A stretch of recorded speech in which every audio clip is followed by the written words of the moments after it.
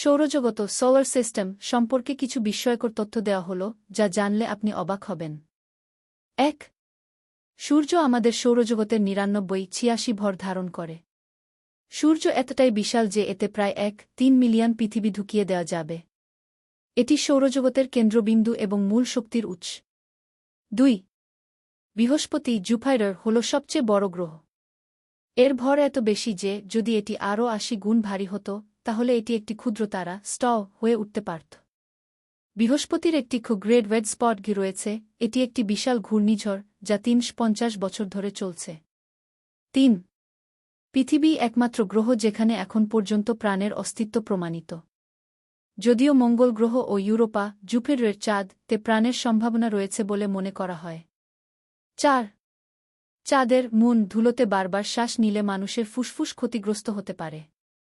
চাঁদের মাটি বা রেগলিথ ক্ষুদ্র ও ধারালো কণায় পূর্ণ, যা শ্বাসন্ত্রের জন্য খুবই ক্ষতিকর। ৫. শনি গ্রহের স্যাটার্ন রিং মূলত বরফ ও ছোট ছোট পাথরের তৈরি। এগুলো অনেকটাই পাতলা, কেবলমাত্র কয়েক মিটার মোটা, অথচ বিস্তৃতিতে কয়েক হাজার কিলোমিটার। ৬. মহাশূন্যে আপনার ওজন একেক গ্রহে একেক রকম হবে। উদাহরণস্বরূপ, যদি আপনার পৃথিবীতে ওজন হয় ৬০ কেজি, তাহলে চাঁদে তা হবে মাত্র ১০ কেজির মতো। ৭. ভেনাস হল একমাত্র গ্রহ যেটি নিজ অক্ষে বিপরীত দিকে ঘোরে। এটি একদিনে একবার ঘোরে, কিন্তু তার একদিন ২৪৩ পৃথিবী দিন, এক বছরের ২২৫ পৃথিবী দিন থেকেও বড়। ৮. ইউরেনাস ও নেপচুন বরফে পরিপূর্ণ, একে বলে কি আইস জায়ান্ট। এদের গঠন মূলত জল, মিথেন ও অ্যামোনিয়ার বরফ দিয়ে তৈরি, যা পৃথিবীর তুলনায় একেবারে অচেনা রকম। ৯. প্লুটো এখন আর গ্রহ নয়।